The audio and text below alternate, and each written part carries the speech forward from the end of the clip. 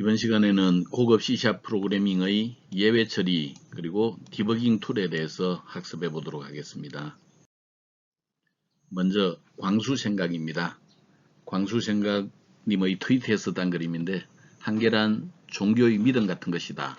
한계가 있다고 스스로 믿는 순간 한계가 생기는 법이다 그랬네요. 사람들은 일반적으로 자신이 가지고 있는 그 많은 능력들을 발휘를 하지 못하고 지나갑니다. 우리가 발휘하지 못하고 지나가는 능력, 그 능력을 잠재력이라고 이야기를 하죠. 이 잠재력을 발휘하느냐 발휘하지 못하느냐 하는 것은 우리가 성공하느냐 성공하지 못하느냐에 큰 영향을 미칩니다. 그래서 우리가 한계가 있다고 생각하는 순간 이 잠재력들은 꽁꽁 숨어버립니다. 그렇지만 나는 할 수 있다는 생각으로 덤비는 사람들에게 이 잠재력은 길을 열어줍니다. 우리는 할 수 있다는 믿음으로 한계를 넘어서야 되겠습니다. 행복한 경영 이야기에서는 전략 조직보다 중요한 것은 적합한 사람이다 라는 얘기를 하고 있네요. 실제로 조직이라고 하는 것은 우리가 사람이 없으면 아무것도 하지 못합니다.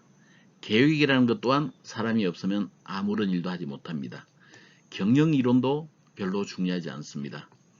우리가 어떤 조직이든 어떤 계획이든 어떤 경영이든 성공하느냐 실패냐의 여부는 어떤 사람이 참가하느냐에 따라서 달라지게 되어 있습니다. 성공할 수 있는 사람이 참가하면 조직이 약간은 허술해도 성공할 수 있는 거고, 계획이 약간 허술해도 됩니다. 경영 이론 또한 중요하지 않습니다. 근데 성공하지 못하는 사람이 있으면 아무리 조직이 잘 갖추어져 있고 계획이 좋아도 별로 좋은 성과를 내지 못하는 법이죠.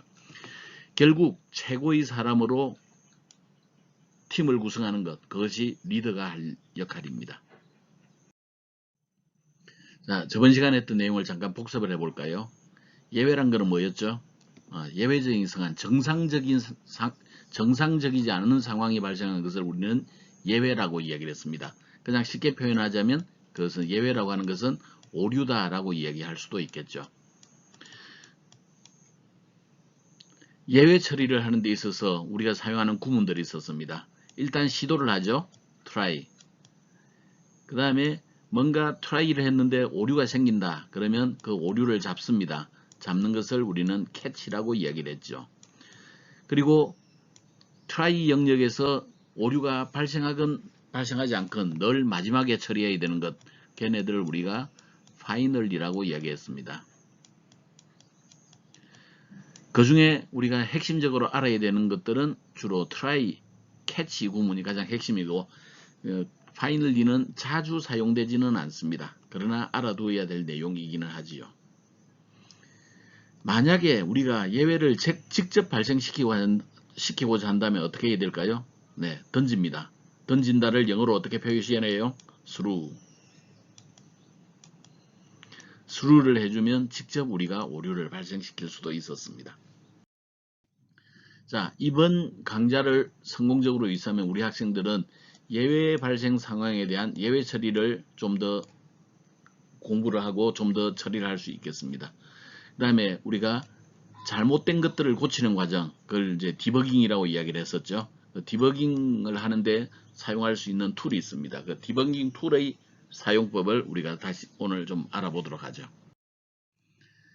저번 시간에 했던 내용 잠깐 몇 가지 요약하고 넘어가겠습니다. 예외라는 것은 우리가 프로그램 실행 도중에 일어나는 비정상적인 상황, 예외적인 상황을 이야기합니다. 보통 오류, 에러를 이야기를 하는 거죠. 우리 .NET 프레임워크에서 CLR은 예외 상황이 발생하게 되면 그 예외 상황에 대한 정보가 담긴 예외 객체를 수루 던지게 됩니다.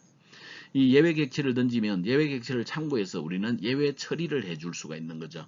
예외 처리를 하는 것은 예외 상황에 대한 대응을 함으로써 프로그램이 비정상적으로 종료하는 것을 방지하는 역할을 합니다. 사용하는 문장, 이거 오타를 안 고쳤네요. try, catch, final이라고 하는 그런 문장을 사용합니다. 자, 우리 이번에는 간단한 계산기를 이용을 해서 예외 내용들을 좀 더 공부를 해보기로 하죠. 이번에는 저번 시간에 실습했던 그 예외의 솔루션에 이제 프로젝트를 추가를 하도록 하겠습니다. 그래서 솔루션 탐색기에서 오른 마우스를 누르고 추가 새 프로젝트 한 다음에 이번에는 윈도우즈 폼즈 앱을 하나 추가하기로 하죠. 그리고 프로젝트 이름은 09번 심플 캘큘레이터라는 이름으로 만들도록 하겠습니다. 그러면 솔루션 탐색기에서는 캘크 폼이 만들어진 모습을 볼 수가 있겠네요. 이 폼의 속성을 바꾸고 폼의 디자인을 함으로써 우리 프로그램에 직접 들어가 보도록 하죠. 이번에는 그 디자인 자체가 복잡한 것이 아니라서 그 UI를 제공하지 않고 직접 UI를 구축해 보도록 하겠습니다. 자, 이제 폼 디자인입니다. 폼은 기본적으로 폼에 대한 속성 그리고 각 컨트롤에 대한 속성들로 나눠지게 되는데 지금 현재 폼은 1번에 대해서 정의를 하겠고 지금 2번, 4번의 경우에는 텍스트 박스로 구현하겠습니다. 이 3번의 경우에는 콤보 박스로 구현하도록 하겠고 5번의 경우에는 버튼으로 6번은 레이블로 만들도록 하겠습니다. 그래서 각각에 대한 속성은 오른쪽 표와 같습니다. 폼의 속성은 이름을 캘크 폼으로 바꾸도록 하겠고 텍스트를 간단한 계산기라고 하기로 하죠. 그러면 요 위에 폼의 영역 간단한 계산기라고 나타나게 될 것입니다. 2번의 경우에는 텍스트 박스를 사용하도록 하겠고 이름을 지으면 되겠네요. 그리고 글자들을 가운데 정렬을 하겠습니다. 그래서 센터에 정렬을 하도록 하죠. 4번도 마찬가지입니다. 이름을 txt no.2라고 하기로 하고 글자의 정렬은 가운데 정렬로 하겠습니다. 3번의 경우에는 콤보 박스로 구성이 되어 있는데 이름은 cbo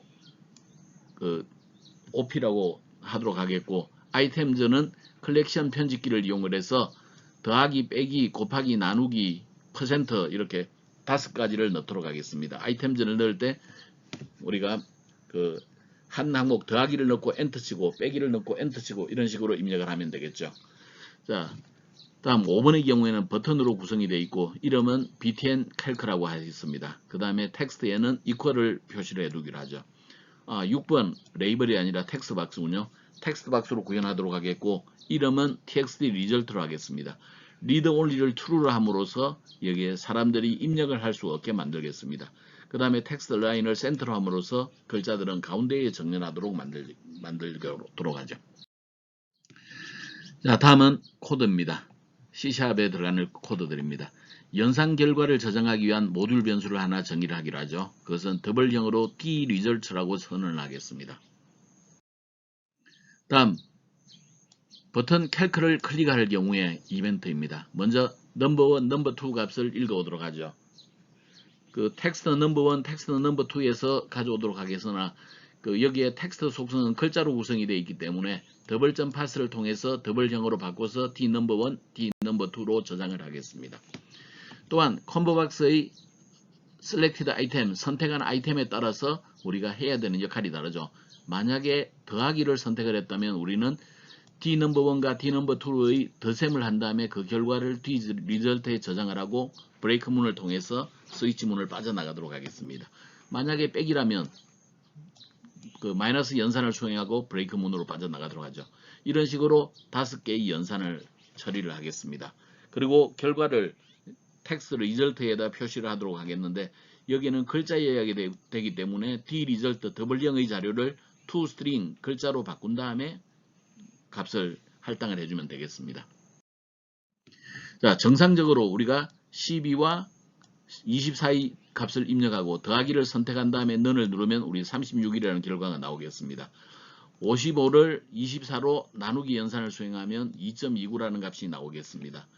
55 빼기 24를 하면 31이라고 하는 연산, 55 나누기 24를 하게 되면 나머지 연산을 수행을 하게 되면 나머지는 7이 남게 되겠습니다. 우리가 입력을 정상적으로 수행을 했을 때 우리는 아무런 문제 없이 동작이 되는 것을 볼 수가 있습니다. 그러나 만약에 55 나누기 0으로 했다. 그런 경우에는 무한대 값이 나오게 되겠고요. 55 나누기 0의 나머지 연산을 하면 nan이라고 표시가 될 겁니다. 무한대라고 하는 것은 우리 알고 있죠. 우리가 값의 크기를 알 수 없을 때 무한대라고 표시하고 nan이라고 하는 것은 우리가 결정을 할 수 없다. 그런 뜻이 되겠습니다. 그래서 여기는 오류 상황입니다. 일반적으로 0으로 나눈 경우 콘솔 응용에서는 오류, 익셉션 객체를 날려주는 데 비해서 윈도우 프로그램에서는 오류를 날리지 않고 값을 이렇게 무한대 nan이라는 형태로 표시가 됩니다. 그러나 55 나누기를 하는데 넘버 2의 값을 지정을 하지 않았다든지 또는 넘버 2에 숫자로 바꿀 수 없는 A를 지정을 했다든지 이런 경우에는 오류가 발생하게 됩니다. 그래서 그때 나타나는 오류의 객체를 보면 입력 문자열의 형식이 잘못되었습니다. 그리고 프로그램 실행이 중지가 됩니다. 자, 우리는 프로그램 실행이 중지되는 이런 사태는 막고 싶은 거예요. 그럴 경우에 우리가 오류 처리를 해주는 겁니다. 예외 처리를 해주는 겁니다. 자, 이제 계산기의 코드를 좀 수정하기로 하죠. 지금 그 계산기에 그 모듈 변수는 하나만 정의를 했었는데 이제는 다른 곳에서 블럭 밖에서도 사용할 수 있도록 하기 위해서 더블형의 dnumber1, dnumber2를 외부에서 모듈 변수 형태로 선언을 하겠습니다. 그리고 try문 내에 값을 숫자로 바꿀 수 있는지를 확인해 보기로 하죠. 그래서 여기에 선언했던 걸 밖에서 외부에서 선언했기 때문에 지금 dnumber1 직접 이용하면 되겠죠. 그 다음에 그 텍스트 박스에 값을 읽은 다음에 더블형으로 우리가 변환을 해서 값을 저장을 하면 되겠습니다. 여기에서 값을 우리가 처리하는 과정에서 오류가 발생하지 않는다면 그때는 기본적으로 우리가 넘버1이나 dnumber1이나 dnumber2에 정상적으로 값이 들어가겠네요. 만약에 오류가 발생했다면 우리가 메시지 박스를 통해서 입력 형식 오류라고 하는 값을 출력을 해주면 되겠습니다. 자, 다음은 연산자의 종류에 따라서 연산을 실행하는 스위치 케이스문에서도 오류가 발생할 소지가 있습니다. 그래서 이 영역들을 try문으로 묶어두기로 하죠. 코드는 똑같습니다. 자, 오류가 발생하게 되면 캐치 영역으로 날아옵니다. 그래서 그 오류가 발생할 경우에 메시지 박스에 그 결과를 출력을 하도록 하죠. 그리고 정상적으로 결과가 출력이 됐다면 우리가 결과를 화면에 나타내 주면 되겠습니다. 자, 이번에는 우리가 그 수정된 코드를 이용해서 처리를 해보기를 하죠. 12 더하기 값이 없다. 그리고 계산을 했다고 치죠. 그런 경우에는 메시지 박스가 열리면서 입력 문자의 형식이 잘못되었습니다. 라고만 보여줍니다. 확인을 누르면 다시 수정할 수 있는 형태로 가죠. 자, 윈도우 응용에서는 디바이드 바이 제로 익셉션이 기본적으로 발생하지 않게 되어 있습니다. 자, 예외 처리를 우리가 지금까지 살펴봤는데 예외 처리를 위한 지침을 좀 살펴보기로 하죠. 모범 사례입니다. 자, 처리할 수 있는 예외를 잡습니다. 처리할 수 없는 경우에는 그냥 정보만 제시하면 되겠죠. 완전히 처리하지 못한 예외가 있다고 하더라도 그 예외를 숨기지 않습니다. 왜냐하면 예외를 숨겨두면 만약에 그 상황이 발생했을 때 프로그램의 실행이 그냥 중지된다고 그랬죠. 중지되기 때문에 예외를 숨기지 않는 게 좋습니다. 다음 system.exception과 캐치 블럭은 가급적 사용하지 않는 것이 좋습니다. 일반적인 캐치 블럭은 사용하지 않는 게 좋습니다. 이것은 무슨 얘기냐면 예외라고 하는 것은 다양한 종류가 있는데 exception이라고 하는 것은 가장 대표적인 예외 종류를 나타내고 있습니다. 그 클래스로 따지자면 가장 부모 클래스에 해당이 됩니다. 이 exception을 이용한 일반적인 캐치 블럭을 사용하게 되면 무슨 오류가 발생했는지 알기가 조금은 힘들고 우리가 처리하는데 한계가 있습니다. 그 다음에 호출 스택의 하위에서 발생하는 예외 보고나 기록은 피하는 게 좋습니다. 이것은 저번 시간에 했던 얘기죠. 만약에 클래스 내부에 예외가 발생한다고 하더라도 클래스 내부에서 예외를 잡지 말자 그랬죠. 메인 메서드에서 예외를 잡았습니다. 그래서 그 하위에서 이제 예외 보고나 기록을 피한다라고 하는 것은 그런 의미입니다. 다음 캐치 블럭 내에서 through exception object를 처리하기보다는 캐치 블럭을 꼭 사용해야 된다면 그냥 through 정도만 사용을 하자 그런 뜻입니다. 그리고 다른 예외를 발생시킬 때 늘 그 주의를 해야 됩니다. 내가 강제적으로 exception을 발생을 시켜야 된다. 피치 못하게 그런 경우가 일어날 수 있죠. 그럴 경우에는 굉장히 주의해서 예외를 발생시켜 줘야 되겠습니다. 자, 10번은 우리가 overflow라고 하는 그 에러를 발생하는 예제를 좀 살펴보기로 하죠. 그래서 이번에는 그 솔루션 탐색기에서 오른 마우스 누르고 새 프로젝트를 추가를 하는데 콘솔 앱으로 넣겠습니다. 그 다음에 10번 오버플로우 에러라고 하는 형태로 우리가 만들어 보기로 하죠. 먼저 10번의 예제는 오버플로우 에러가 발생을 했지만 우리가 어떤 조치를 취하지 않는 예제입니다. 자, 메인 메서드에 정수형 값을 처리를 하는데 int.maxvalue라고 하는 값을 처리해 보죠. 그 n에다가 int.maxvalue를 하면 우리가 인테저형 자료로 가질 수 있는 가장 큰 값을 갖게 됩니다. 그 값은 21억 4,748만 3647이라고 하는 값입니다. 이 값을 n에다가 할당을 해두기로 하죠. 그 다음에 그 n을 출력하면 정상적으로 21억 4700 이 값이 나오겠죠. 근데 여기다가 n을 하나를 증가시켰습니다. 자, 증가를 시켜가지고 보면은 여기에 출력을 하려고 해보면 자, 이 경우에는 우리가 가질 수 있는 한계보다 값을 넘어섰기 때문에 오버플로우가 발생하게 될 겁니다. 오버플로우 에러가 발생하게 될 겁니다. 그러면서 우리가 오류가 발생한 것을 볼 수가 있습니다. 그래서 실제 출력된 결과를 봤더니 이런 형태로 마이너스 21억 4748억 48만 3648이라는 값이 나왔네요. 이 값은 우리가 가질 수 있는 가장 작은 값입니다. 가장 큰 값에서 하나를 증가시켰더니 마이너스로 가장 큰 값, 가장 작은 값을 실제로 출력하는 그런 형태가 됐네요. 그래서 여기에는 뭔가 문제가 생겼습니다. 오버플로우 에러라고 얘기를 합니다.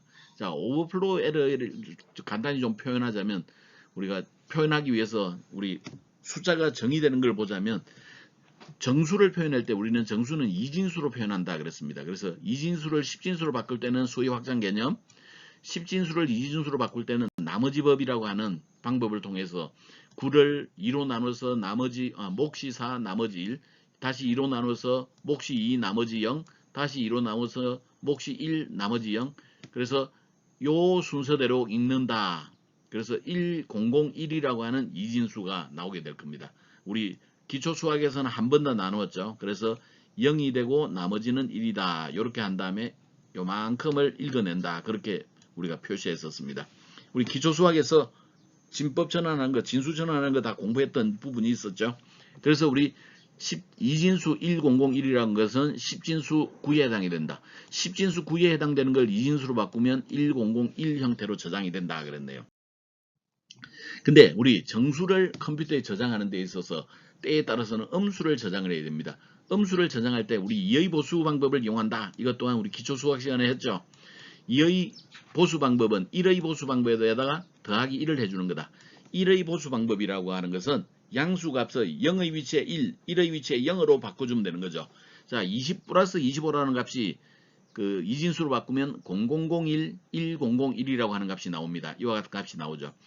1의 보수 방법에 의해서 마이너스 25를 표시하면 0은 1로, 0은 1로, 0은 1로, 1은 0으로, 1은 0으로, 0은 1로, 0은 1로, 1은 0으로 바꿔주면 얘가 1의 보수 방법에 의한 마이너스 15의 표기법입니다. 근데 우리는 2의 보수 방법을 쓴다고 그랬죠. 2의 보수 방법은 여기다가 더하기 1을 해주면 됩니다. 따라서 마이너스 25라고 하는 것은 1110, 0111이라고 하는 형태로 마이너스 2의 25의 값을 저장을 해줄 수가 있겠네요. 그러면 우리가 정수에서 이와 같이 지금 그 8비트를 사용하고 있다면 1바이트를 사용하고 있다면 정수에서 표현할 수 있는 가장 큰 수를 표시를 하자면 기본적으로 그 지금 현재 1바이트를 사용할 경우에 가장 큰 수는 플러스 127이라고 하는 값입니다. 011111이라고 하는 이런 값이 나왔네요. 여기다가 우리가 하나를 증가시키게 되면 1 더하기 1에서 0이 되고 하나 올라가고 1 더하기 1에서 0이 되고 하나 올라가고 1 다시 1 0이 되고 하나 올라가고 1 더하기 1 0이 되고 하나 올라가고 이런 식으로 계속 반복하여 이번에는 가장 최상위 비트가 1로 바뀌고 나머지는 전부 0이 되는 이런 값을 구해낼 수가 있습니다. 근데 실제로 저 값을 봤더니 저 값은 우리가 음수 중에서 가장 큰 수에 해당되더라. 즉 마이너스 128에 해당되더라 라는 거죠. 그래서 우리가 아까 전에 예제에서 봤던 것 인테저형이면 마이너스 27억에서 플러스 27억까지를 저장할 수 있는데 플러스 27억보다도 하나 더 큰 수를 계산하면 그것은 실제로는 마이너스로 가장 큰 값이 되는 그런 값이 저장이 된다는 것을 이해할 수가 있네요. 이런 것들 우리가 표현을 할 수 있는 범위를 오버, 넘어서 플로우, 흐른다, 넘쳐 흐르는 것을 우리 오버플로우 에러라고 이야기를 하는 겁니다. 자, 근데 우리 프로그램에서 체크드, 언체크드를 이용해서 그 오버플로우 에러를 체크를 할 건지 말 건지를 결정을 할 수 있어요. 체크드라고 하는 키워드를 사용을 하게 되면 오버플로우 검사를 명시적으로 사용한다 그런 뜻이 되겠고 언체크드를 이용을 하게 되면 오버플로우 검사를 비활성화 시켜버려요. 사용하지 않게 되는 거죠. 그래서 체크드를 하게 되면 형식의 범위를 벗어날 경우에 오류가 발생하면서 기본적으로 더 이상 처리가 되지 않는 겁니다.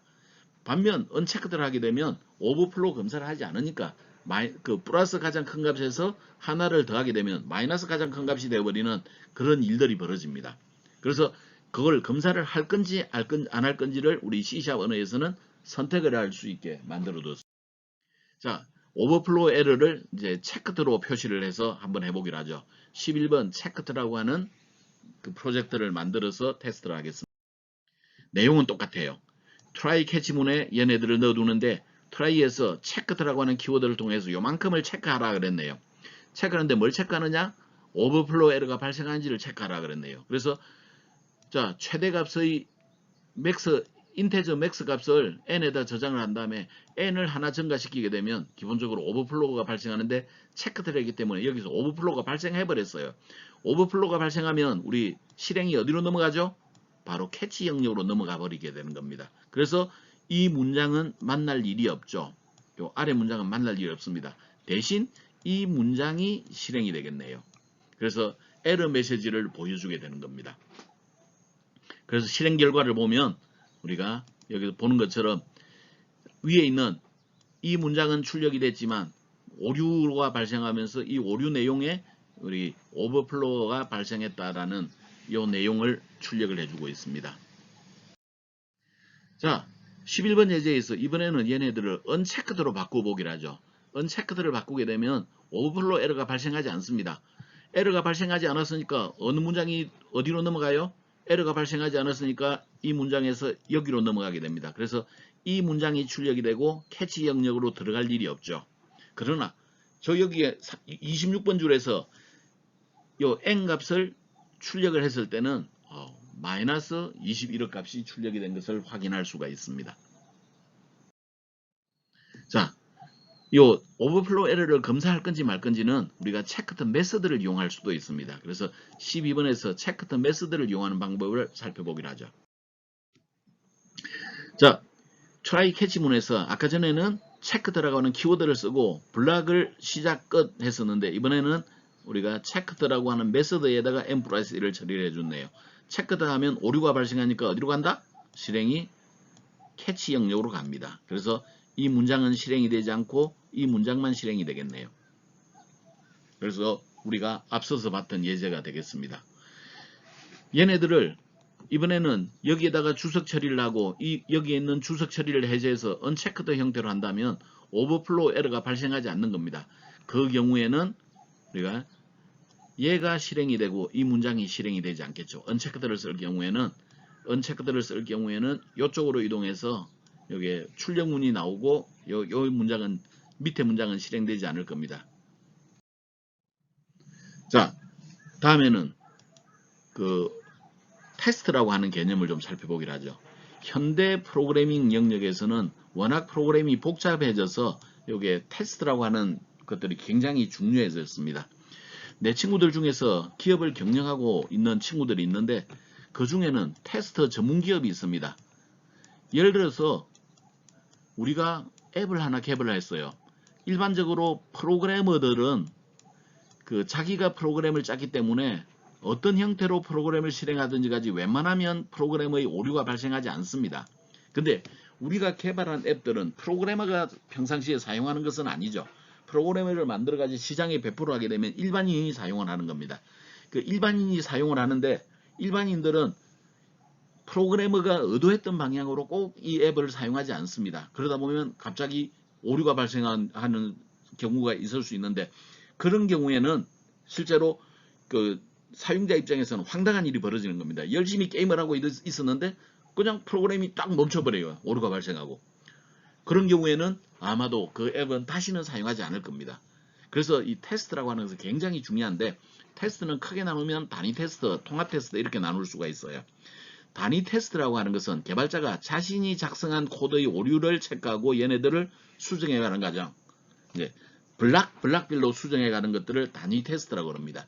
우리가 디버깅의 주된 영역은 이 단위 테스트 영역이라고 볼 수가 있겠네요. 통합 테스트라고 하는 것은 보통은 요즘은 팀 작업을 하는데 각 영역의 개발자들이 모듈들을 완성을 했어요. 그렇게 묶어가지고 전체 시스템으로 만들어서 정상적인 동작이 진행이 되는지를 보는 테스트를 통합 테스트라고 부릅니다.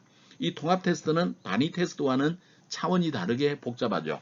그래서 테스트만을 전문으로 하는 기업, 테스트 기업이 존재한다 그랬네요. 자, 오류는 크게 나누면 구문 오류, 실행 오류 이렇게 나눌 수 있는데, 구문 오류는 영어로 신텍스 에러 그렇게 이야기를 하고, 실행 오류는 런타임 에러 그렇게 이야기를 합니다. 신텍스 오류는 프로그램의 문법을 위배한 오류를 이야기합니다. 문법이 틀린 오류. 그래서 얘네들은 그 보통의 경우 안내를 해줍니다. 문법이 틀린 경우에는 비주얼 스튜디오 아래쪽 에러창에서 무엇이 틀렸습니다라고 안내를 해주죠. 그래서 구문 오류는 찾는 게 별로 어렵지 않습니다. 조금만 프로그램이 익숙해지면, 지금 아마 여러분 수준에서도 충분히 요게 그 신텍스 에러는 찾아낼 수가 있습니다. 그렇지만 실행 오류는 좀 상황이 달라요. 프로그램은 동작이 되는데 내가 원하는 결과가 나오지 않는 것들을 우리가 실행 오류라고 얘기를 합니다.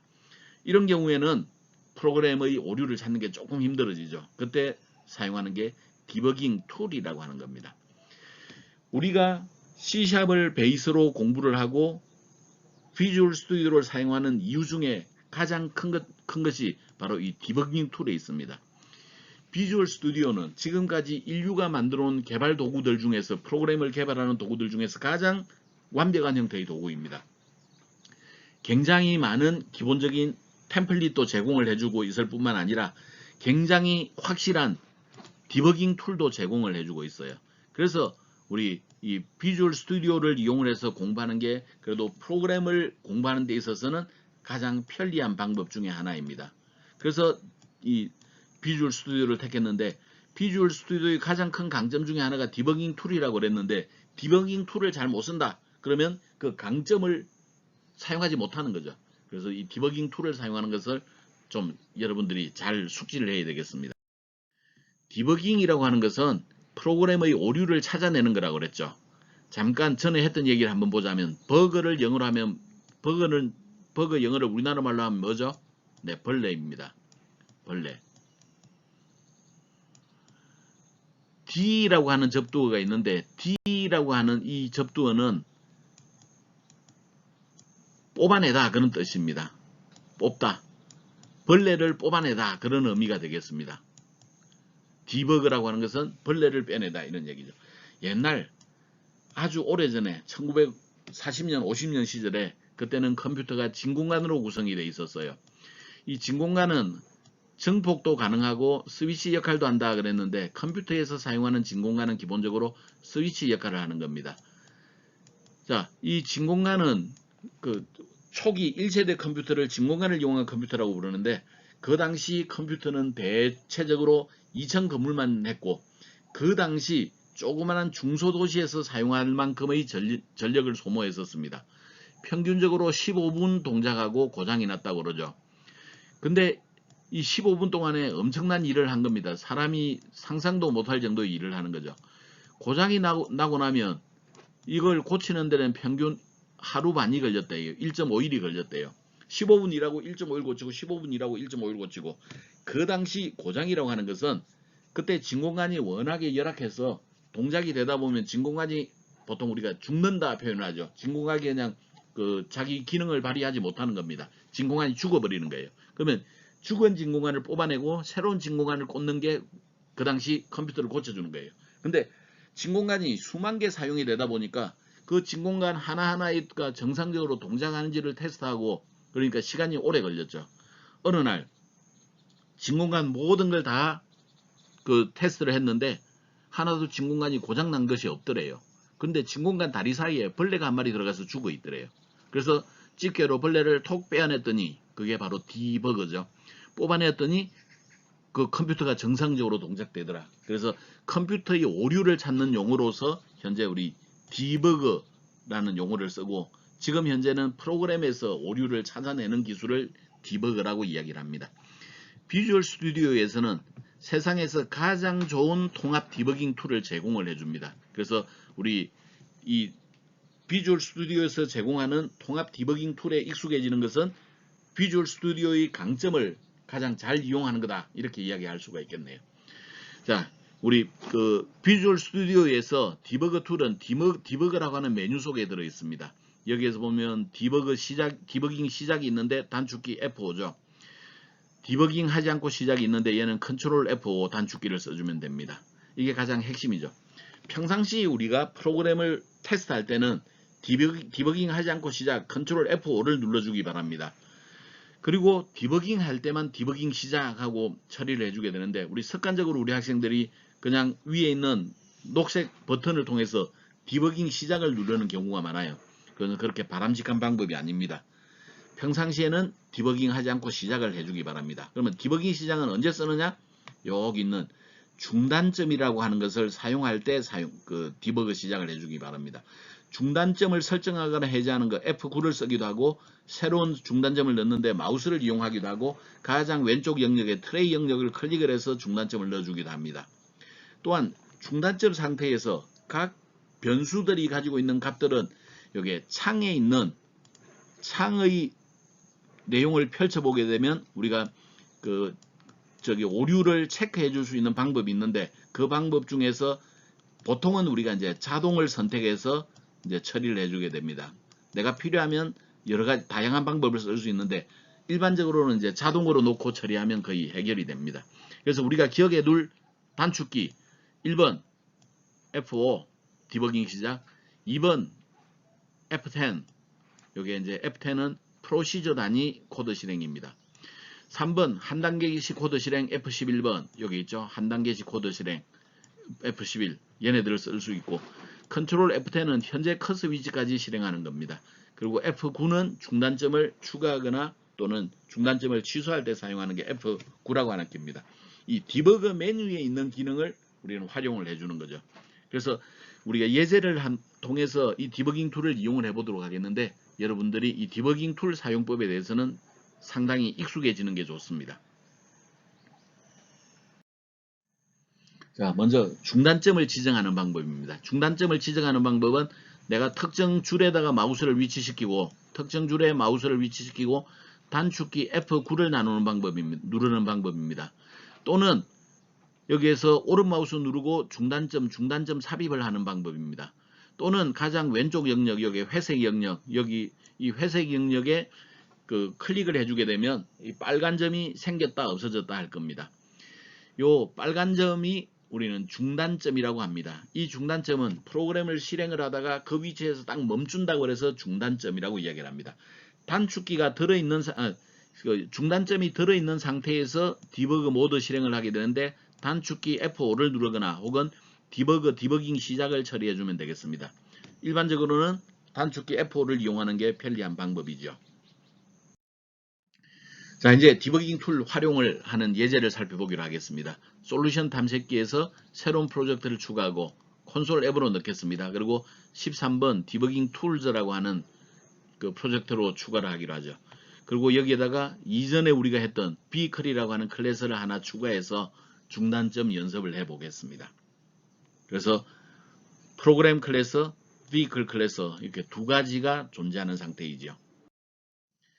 자, vehicle 클래스에는 이전에 초기 했던 예제입니다. 스피드가 들어있고 패신저가 들어있고 그 다음에 컨스탄트로 상수로서 맥스 패신저를 5로 잡아두었네요. 그리고 생성자에서 스피드 값과 패신저 값을 전달받아서 이렇게 멤버 변수에다가 저장을 해 두었습니다.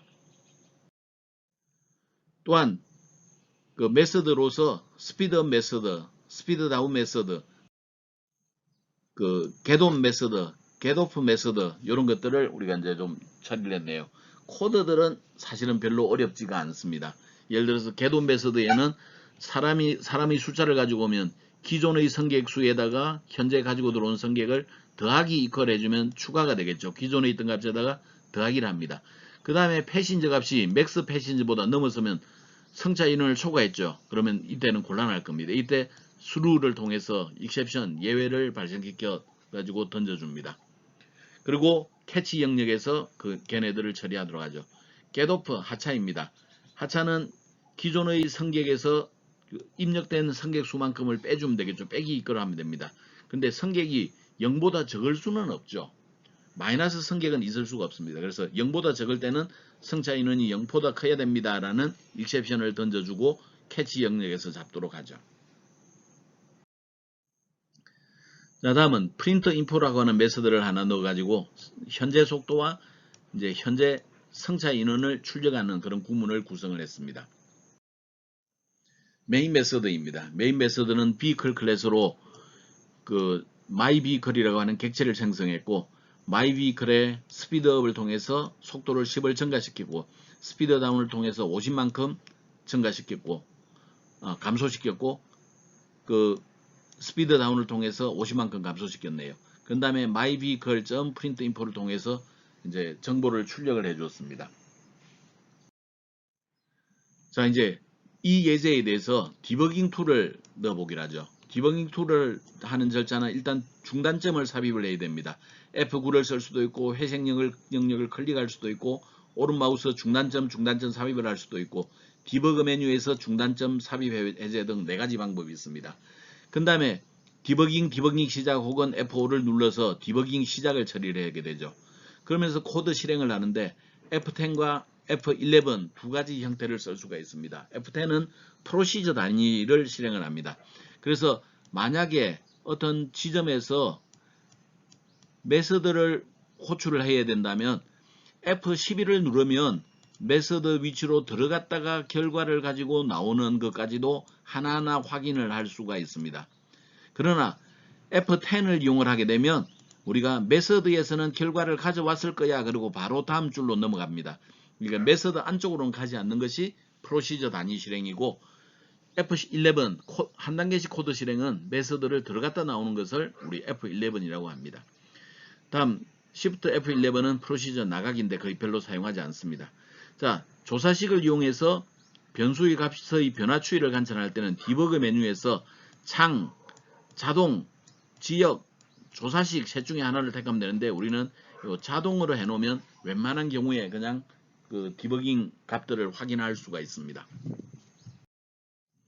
자, 이제는 우리 새로운 객체를 생성하는 이 지점에 중단점을 삽입을 하기로 하죠. 여기에 우리는 중단점을 삽입을 했습니다.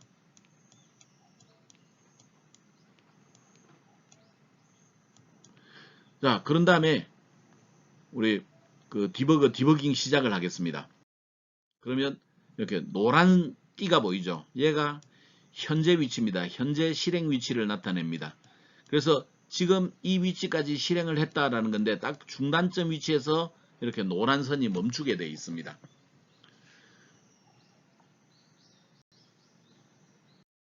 자, 여기에서 F10을 누르기로 하죠. F10은 프로시저 단위 실행입니다. 프로시저 단위 실행이니까 사실은 비클 생성자도 일종의 메서드죠. 비클 생성자 들어갔다가 나와줘야 되는데 F10을 눌렀기 때문에 우리는 F10을 눌렀기 때문에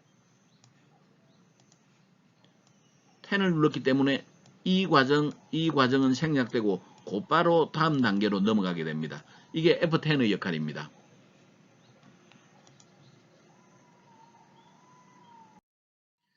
자, 다음은 F11을 눌러보기로 하죠. F11을 누르면 직접 호출하는 위치에서 메서드 위치로 이동을 했다가 그 결과를 한 단계씩 실행해서 다시 원래 위치로 가지고 간다 그랬습니다. 그래서 스피드 메서드를 만나니까 스피드 메서드 안쪽으로 들어왔습니다. 현재 실행 위치는 여기까지 진행이 되어 있네요. 그래서 한 단계씩 코드 실행하면 25번 줄, 26번 줄, 27번 줄, 28번 줄 이렇게 순서대로 진행이 됩니다. 그러다가 이 괄호를 만나는 순간 호출한 위치로 이동을 하게 될 것입니다.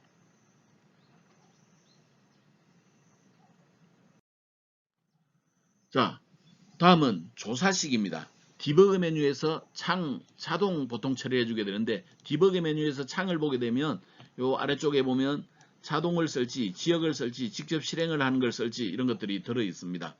또는 뭐 조사식을 이용할 수도 있죠. 일반적으로 우리는 자동으로 해 놓겠습니다.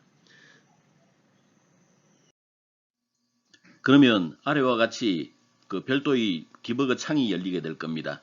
디버그 창에 보면 현재 우리가 갖고 있는 변수들에 대한 값을 확인을 할 수가 있는데 예를 들면 패신저의 경우에 2, 스피드의 경우에 70 이런 형태의 값들이 나타남을 알 수가 있습니다. 사실 우리가 프로그램 동작 중간중간에 저렇게 변수들이 바뀌는 걸 확인을 해볼 수 있는데, 우리가 정상적인 값이 나온다면 프로그램은 제대로 동작이 되고 있다 하고 이해할 수가 있겠죠. 근데 저게 우리가 기대했던 것과 다른 값이 나온다면 그 위치에 프로그램의 오류가 있는 것입니다. 그러면 어떤 오류가 있는지를 찾아내는 것이죠. 한 가지를 더 덧붙이자면, 어떤 특정한 순간에 값이 바뀌게 되면 이렇게 검은 글자가 아니라 빨간색 글자로 나타납니다. 순간순간 바뀔 때마다 빨간색, 그리고 그 이후에는 다시 검은색으로 바뀌게 되죠. 그래서 지금 순간에 바뀐 그 변수값이 어떤 것인지를 확인할 수도 있습니다. 실제로 디버깅 툴을 이용하면 프로그램의 오류를 굉장히 쉽게 찾을 수 있습니다. 근데 디버깅 툴은 우리가 많은 연습을 해야만 우리 익숙해지게 됩니다. 그래서 많은 연습을 해볼 것을 권합니다. 우리가 수업 시간에 비주얼 스튜디오를 이용하는 이유 중에 하나는 여기에서 비주얼 스튜디오에서 제공해주는 디버깅 툴이 굉장히 훌륭하다고 그랬죠. 근데 그 기능을 제대로 활용하지 못한다면 이 비주얼 스튜디오를 이용하는 의미가 없을 것입니다. 여러분들이 많은 연습을 통해서 익숙해지기를 다시 한번 권장을 합니다. 자, 이제 알아야 될 영어 단어입니다. 이 영어 단어는 스스로 공부하고 깜지로 작성한 다음에 LMS에 업로드 해주면 되겠습니다. 여기까지가 알아야 될 영어 단어. 자, 오늘 우리는 예외 처리 구문, 트라이 캐치 구문에 대해서 좀 더 공부를 해봤고, 오늘 파이널리 스루 예제는 오늘은 다루지는 않았죠. 그 다음에 디버깅 툴 사용법을 알았습니다. 중단점이라는 게 뭔지도 봤고, 디버깅 시작이 뭔지도 알았고, 한 단계씩 코드 실행이 뭔지도 알아봤네요. 그래서 이 디버깅 툴은 굉장히 중요합니다.